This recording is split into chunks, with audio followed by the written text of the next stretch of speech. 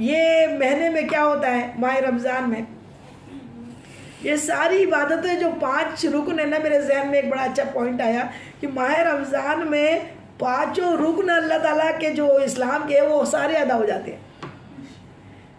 کلمہ جو ہے پہلا رکن، اس کے بنا تو روزہ ہی نہیں ہے۔ کلمہ ہے، مسلمان ہے تبھی روزہ ہے، زکوٰۃ ہے، حج ہے، سب کچھ ہے۔ پہلا تو کیا ہے؟ پہلا کیا ہے؟ رمضان۔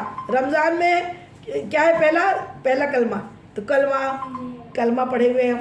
پھر رمضان دوسرا، پہلا کلمہ، دوسری نماز تو 5 ٹائم کے ساتھ تراویح بھی ہے رمضان میں، 5 وقت کے ساتھ تراویح بھی ہے دوسرا۔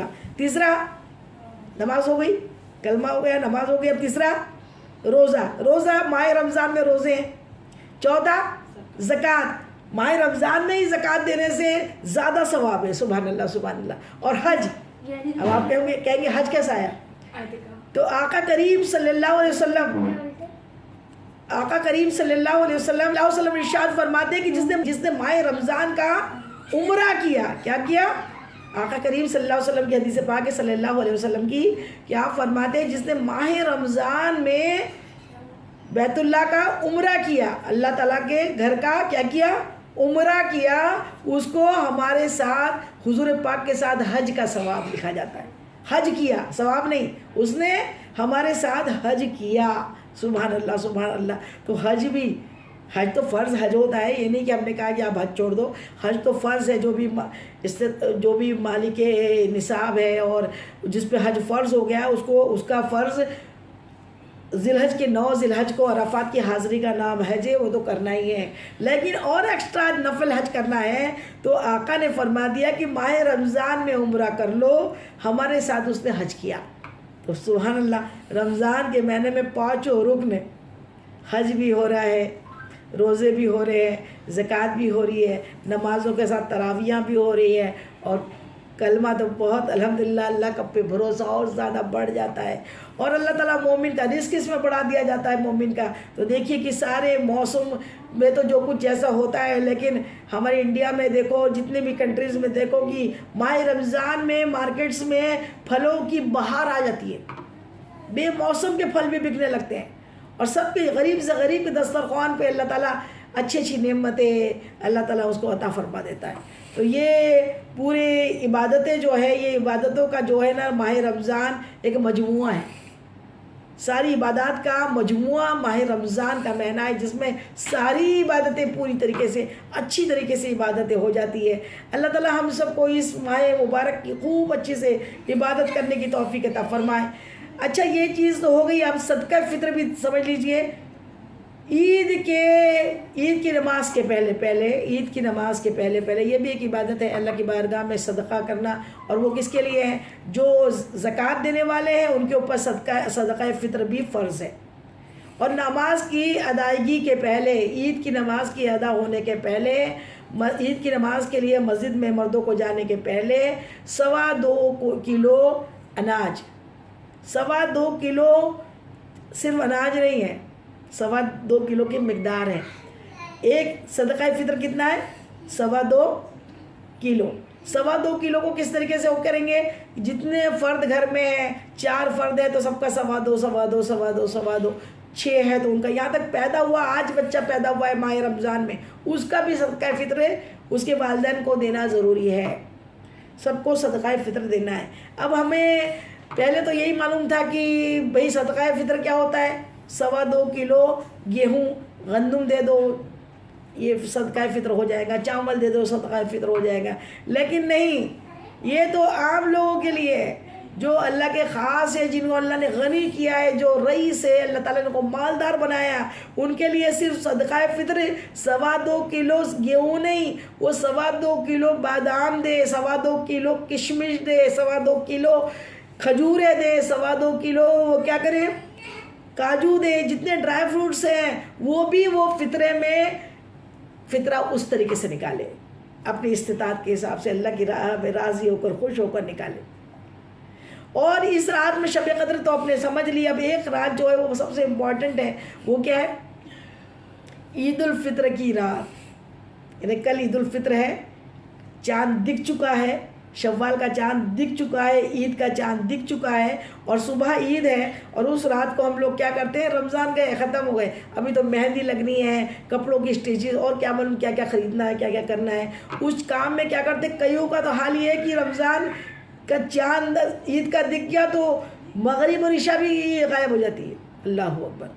دیکھیے پورا ماہ مبارک ہم نے عبادتوں سے اس کو بھرا ہے، عبادتیں کی ہے، اور خاص طور پہ حدیث پاک ہے کہ جو چاند رات ہے عید الفطر کی وہ بہت بڑی ہے۔ اس میں اللہ تعالیٰ اس چاند رات کی عبادت کرنے والوں میں کو جو اس کو اس رات کو زندہ کرتا ہے، عبادت کرتا ہے، وہ رات میں 10 لاکھ لوگ جن پہ جہنم واجب کر دی گئی، اس رات کی عبادت سے وہ جنت میں چلے جائیں گے۔ سبحان اللہ سبحان اللہ۔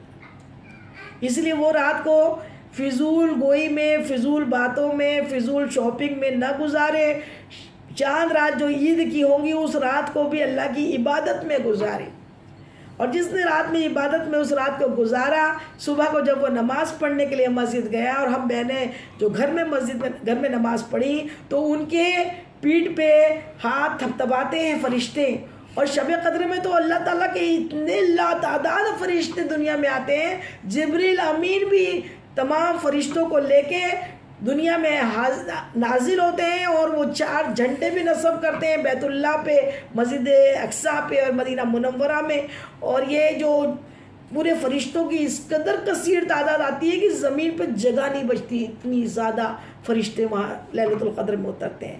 تو ویسے ہی عید کے دن جس نے رات کو شب بیداری کی چاند رات کو، تو دن میں پھر وہ فرشتہ کہتا ہے کہ صحابہ کرام نے پوچھا کہ یا رسول اللہ وہ کون سی رات؟ کہا جب مزدور مزدوری پوری کر لے۔ مزدور مزدوری پوری کرتا ہے تبھی تو مزدوری ملتی ہے نا۔ تو مزدور ہم مزدور ہیں اللہ کے، اور مزدوری کب ہوگی؟ جب مکمل رمضان ہو چکا ہوگا، مکمل رمضان ہو چکا ہوگا، پورے روزے رکھے ہیں، تراویح پڑھی ہے، سب کچھ کر لیا، اب عید ہے تو عید میں پھر آپ کو کسی بیوٹی پارلر کی ضرورت نہیں ہے۔ اگر ایسی عبادتوں کے ساتھ آپ نے ماہ رمضان بنائے تو صبح آپ سادہ سا سوٹ بھی پہنو گے، سادے سے کپڑے بھی پہنو گے، تو اس میں بے حساب نور اللہ تعالیٰ عطا کرے گا۔ اللہ تعالیٰ اتنا نور عطا کر دے، ہمارے دلوں کو نورانی بنا دے، ہماری آنکھوں کو نورانی بنا دے، ہمارے گالوں کو، ہمارے چہرے کو، ہمارے آگے، ہمارے پیچھے، ہمارے دائیں، ہمارے بائیں، اللہ نور ہی نور پیدا کر دے، اتنا نور اللہ تعالیٰ عطا فرما دیتا ہے۔ سبحان اللہ سبحان اللہ۔ تو یہ عید الفطر میں ہمیں زیادہ صدقہ فطر بھی دینا ہے، اور جس قدر ہو سکے۔ اب یہ یاد رکھ لے کہ ہم نے مفہوم کے ساتھ میں رمضان کو گزارا ہے۔ روزہ کس کا تھا؟ جس میں زبان کا بھی روزہ تھا، آنکھوں کا بھی تھا، کانوں کا بھی تھا، سارے اعضاء کے گناہوں سے ہم بچے رہے۔ اب ہم شیرخرما کھائے عید میں، اچھی طریقے سے بریانیاں کھائے، کوفتے کھائے، کباب کھائے، جو نعمت اللہ دے کھائے۔ ہمارا روزہ تو اب نہیں ہے، لیکن ہم مجاہد ہیں، شیطان پہ ہم کو جیتے رہنا ہے۔ سارا سال کی یہ پریکٹس تھی، سارا سال ہم کنٹرول کر سکے اپنی نفس کو، اسی لیے یہ ماہ رمضان اللہ نے عطا کیے تھے۔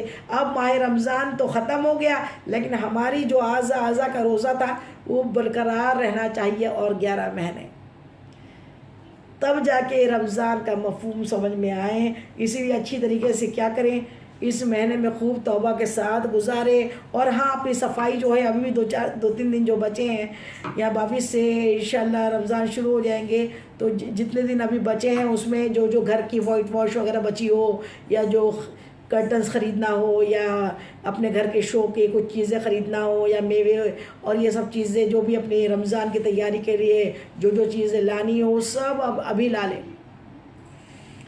کپڑے وغیرہ خریدنا ابھی خرید لے۔ خاص رمضان کے مہینے میں ایک لمحہ، جس میں ایک نفل فرضوں کے برابر، ایک فرض 70 فرضوں کے برابر، ایک لمحہ بہت قیمتی، اس وقت ہم شاپنگ کر رہے ہوتے ہیں، اور شاپنگ میں کئی نمازیں نکل جاتی ہے، اللہ اکبر اللہ اکبر، تو نماز قضا کی تو، اور وہ بھی ماہ رمضان میں، اس سے بڑھ کے کوئی بدقسمتی نہیں ہے۔